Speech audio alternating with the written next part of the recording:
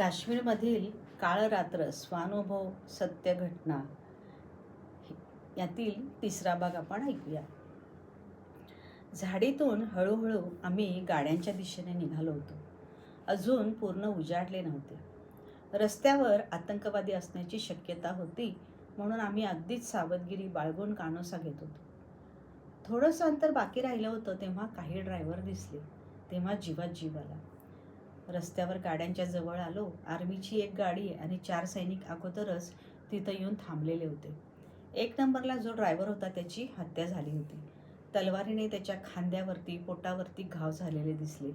छातीवर गोळ्या घुसल्या होत्या. बाजूला रक्तांचा थारोळा साचला होता. बरेच ड्रायव्हर आजूबाजूला रस्त्यावरच बसलेले होते. अजूनही काही ड्रायव्हर झाडीमध्येच कुठेतरी होते. जिवंत होते की मेलेले काहीच माहीत नाही. गाड्यांच्या आजूबाजूला तुटलेल्या काचा पडल्या होत्या. गाडीच्या समोरील बाजूच्या पत्र्यांमध्ये सुद्धा गोळ्या घुसल्या होत्या. तसेच आतमधल्या ड्रायव्हर सीट आणि बाजूच्या सीटमध्ये सुद्धा गोळ्या घुसलेल्या दिसत होत्या. मी तसा चालत आमच्या गाडीपर्यंत गेलो. पहिल्या 4 गाड्यांवर गोळीबार केला होता. काचा पूर्ण फुटल्या होत्या. आमची गाडी 5 नंबरला होती. आमच्या गाडीवर कुठेही गोळीबार झालेला दिसला नाही. तसेच आमच्या पाठीमागील गाड्यांवरही गोळीबार झाला नव्हता. गोळीबाराचा आवाज ऐकून आर्मी येईल या भीतीने आतंकवादी पळून गेले असावेत. गाडीतील थोडंसं पाणी प्यायलो. तहानेने घसा कोरडा पडला होता. चेहऱ्यावरती थोडं पाणी मारलं. तसाच येऊन ड्रायव्हरच्या घोळकेशेजारी बसलो. त्यातलाच एक जण वारंवार ड्रायव्हरांची संख्या मोजत होता आणि राजस्थानचे 4 जण आले नाहीत म्हणत होता. आर्मीवाले तिथेच बाजूला होते. ते वारंवार आजूबाजूच्या गावातील परिस्थितीचा फोनवरून आढावा घेताना दिसत होते. बऱ्याच ठिकाणी अशा प्रकारचे हल्ले झालेले सांगत होते. त्यात काही बळी गेले होते असे त्यांच्या बोलण्यातून समजत होते. कोणत्या तर गावात लोकांनी एक घर पेटवून दिल्याचे सांगत होते. इंटरनेट सेवा बंद करण्यात आली होती. सकाळी कोणत्या कोणत्या नेत्यांची धरपकड होणार याचा ते अंदाज लावत होते. उद्या मोठा हिंसाचार होणार असं त्यांच्या बोलण्यातून दिसून येत होतं. मी हळूच आर्मीवाल्यांचा जीपजवळ जाऊन उभा राहिलो आणि नेमकं काय झालंय याची विचारपूस केली तर त्यांनी सांगितलं, बुरहान वानी हा आतंकवाद्यांचा म्होरका होता. त्याच्यावर 10 लाखाचं इनाम होतं. काल त्याचा एन्काउंटर झाला होता.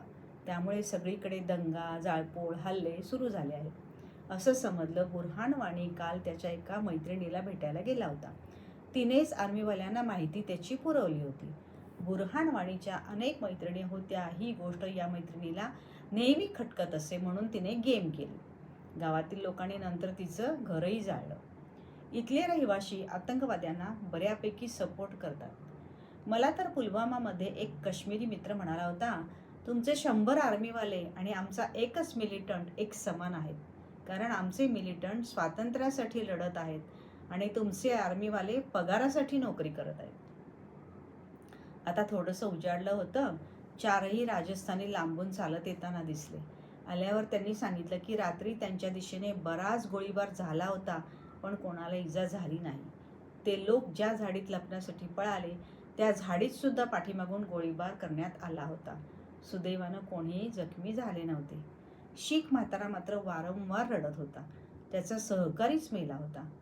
वारंवार म्हणायचा, इसके घरवाली को क्या जवाब दूँ जाकर मैं, मुझे क्यों मौत नहीं आई. बाकीचे ड्रायव्हर त्याची समजूत घालत होते. सगळे आल्याची खात्री होताच आर्मीवाल्यांनी गडबड करण्यास सांगितले. चलो भाई, अभी बहुत दूर जाना है आपको, जल्दी करो. प्रेत एका चादरीत गुंडाळून त्याच गाडीत पाठीमागच्या हौद्यात ठेवण्यात आलं. हरियाणाच्या गाडीत डबल ड्रायव्हर होता. एकाने शीख म्हाताऱ्याची गाडी चालवायला घेतली. आर्मीची गाडी पुढे, त्यांच्या पाठोपाठ आमचा ताफा. धोका अजूनही टळला नव्हता. तासाभराने पुढच्या जीपमध्ये अजून 2 सैनिक बसले. अजून एक जीप आमच्या सोबत मिळाली. ती मागील बाजूस होती. इतके आर्मीवाले सोबत असताना जिवंत काश्मीरमधून बाहेर पडणार याची खात्री आता पटली. तरी पण धाकधूक होतीच. रस्त्याने बऱ्याच ठिकाणी हिंसाचार झालेला दिसून येत होता. त्याचबरोबर बऱ्याच ठिकाणी लोकांचे जमाव एकत्र दिसत होते. अशा जमावापासून नेहमी सावध राहायला लागायचे. खास करून त्यांच्या निशाण्यावर आर्मीवाले असतात. पुढे एका ठिकाणी थांबलो. तिथे एक इनोवा गाडी ड्रायव्हरसहित जाळलेली होती. गुजरातचा एक ड्रायव्हर पॅसेंजरना सोडायला श्रीनगरला गेला होता. तो तिथून परतत असताना आज सकाळी त्याला गाडी सहित जाळले होते. तो तसाच स्टिअरिंगवर बसून पूर्ण कोळसा झालेला होता. बापरे, भयंकर दृश्य होतं. अजून काही गाड्या जाळल्या होत्या. सगळीकडे आर्मीवाले मोठ्या प्रमाणात दिसत होते. जागोजागी आर्मीवाले होते, तरी पण अनेक ठिकाणी हिंसाचार झालेला दिसतच होता. खरी भीती होती ती रस्त्यावरून चालणाऱ्या वाहनांना जमावांनी वाहनांचाच टार्गेट केलेले होते. अनेक ठिकाणी ॲम्ब्युलन्स वेगाने जाताना दिसत होत्या. पुढे एका गावात जमावाची संख्या जास्त होती. तिथेच आमच्या गाड्यांवर हल्ला झाला. लोकांच्या हातात दगड काठ्या होत्या. दगडफेक सुरू झाली. गाड्यांवर दगड पडू लागले. इतक्यात जमावाच्या पाठीमागील बाजूने एक जण पेट्रोल बॉम्ब घेऊन आमच्या दिशेने येताना दिसला. तो आमच्या दिशेने फेकणार इतक्यात पुढच्या गाडीतल्या आर्मीने फायरिंग सुरू केले आणि ज्याच्या हातात बॉटल होती तो तिथेच कोसळला, जागेवर ठार झाला. जमाव भडकला. आता दोन्ही गाडीतील आर्मीवाले गाडीतून खाली उतरले होते. 10 ते 12 जण होते. जमावाच्या दिशेने फायरिंग सुरू केले. 10 ते 12 लोकांच्या पायावर गोळ्या लागल्या होत्या. ते माघारी पळत सुटले. दोघे तिघे तिथेच जमिनीवर उलटे झोपून लोळू लागले. जमावाला या गोष्टीची कल्पना नसावी. 2 मिनिटात सगळेजण गल्लीबोळात पळून गेले. जे जखमी ते तिथेच पडून राहिले. ते आर्मीवाल्यांना हात जोडू लागले, पण आर्मीवाल्यांनी त्यांना काही केले नाही. आर्मीवाले आमच्या प्रत्येक गाडीपाशी येऊन सांगत होते, गाडी खिंचते रहना, किधर भी रुकना नहीं. आता गाड्यांनी वेग घेतला होता. दुपार झाली होती. अजून बरंच अंतर जायचं होतं. मनात दगदग सुरूच होती. कुठल्या टप्प्यावर पुन्हा हल्ला होईल हे सांगता येत नव्हतं. जागोजागी जाळपोळ झालेल्या खुणा दिसत होत्या. जळालेली वाहने दिसत होती. दुपारनंतर जम्मू येथे पोहोचलो. इथे एका ॲम्ब्युलन्समध्ये गाडीतील डेड बॉडी ठेवण्यात आली. ती ॲम्ब्युलन्स पुढे निघून गेली. इथे रस्त्यावर बरीचशी आर्मी होती. जमावही कुठे दिसत नव्हता. आर्मीची एक जीप गाडी इथेच थांबली आणि एक जीप गाडी पुढच्या बाजूने आमच्याबरोबर लखनपूर बॉर्डरपर्यंत आली. नदीच्या अलीकडच्या बाजूला आल्यानंतर रस्त्याकडेला सगळ्या गाड्या थांबल्या. आर्मीवाले प्रत्येक गाडीजवळ येऊन सांगत होते, हम वापस जा रहे हैं, अब आपको कोई खतरा नहीं, संभल कर जाना. मी खाली उतरून एका आर्मीवाल्याजवळ गेलो. हात जोडताना माझ्या डोळ्यात पाणी आलं. पाया पडण्यासाठी वाकलो तर त्याने मला दंडाला धरून उठवलं आणि मिठी मारून पाठीवर थोपटलं. आपकी वजह से आज हम जिंदा है, एवढंच म्हणू शकलो आणि आवाज दाटून आला. ते लोक नसते तर जिवंत पाठीमागे आलंच नसतो. आमच्यासाठी ते देवच होते. सगळ्यांनीच त्यांचे मनापासून आभार मानले. प्रत्येकजण आर्मीवाल्यांना मिठी मारून हात जोडून आभार व्यक्त करत होता. गाड्या पुन्हा सुरू झाल्या. 10 मिनिटांच्या अंतरावर परत थांबल्या. तिथे एक इंडियन पेट्रोल पंप होता.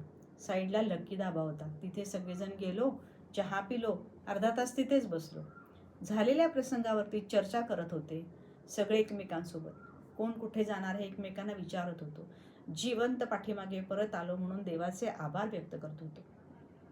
आम्ही 250 किलोमीटरवर असणाऱ्या चंदीगडला जाऊन थांबण्याचा निर्णय घेतला. हरियाणाची एक गाडी आमच्यासोबत येणार होती. मी घरी फोन करून काश्मीरच्या बाहेर पडलो आहे हे सांगितले. आमच्यासोबत काय घडले हे सांगितलेच नाही. गाड्या सुरू झाल्या. आता प्रत्येकाचा प्रवास वेगवेगळ्या दिशेने होणार होता. तरी पण जालंधर लुधियानापर्यंत सगळे सोबत होतो. लुधियानामध्ये बाकीचे थांबले. आमच्या 2 गाड्या पुढे चंदीगडकडे निघाल्या. वाटेत रात्री जेवण केलं. रात्री 12 नंतर चंदीगडमध्ये पोहोचलो. गाडी पार्किंगमध्ये लावल्यानंतर हायसं वाटलं. सुरक्षितता जाणवली. सकाळी 10 वाजता सोनू सिंगच्या ट्रान्सपोर्ट ऑफिसमध्ये गेलो. मला बघताच सोनू सिंग हसला. क्यों पाटील जी, क्या हाल है? मी म्हणालो, तुझसे मिलना था इसलिए जिंदा है.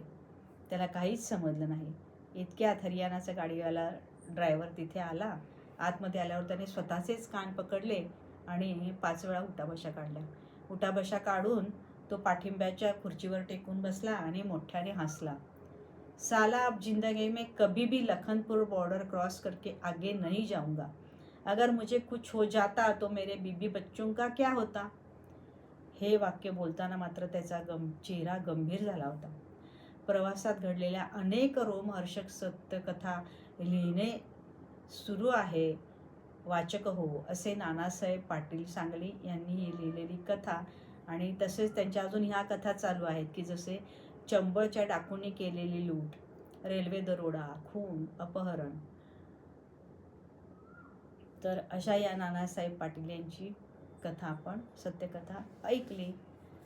आपल्याला अशाच वेगवेगळ्या कथा ऐकण्यास मिळतील. तर तुम्ही माझ्या चॅनलला नक्की लाईक करा, सबस्क्राईब करा, शेअर करा. धन्यवाद.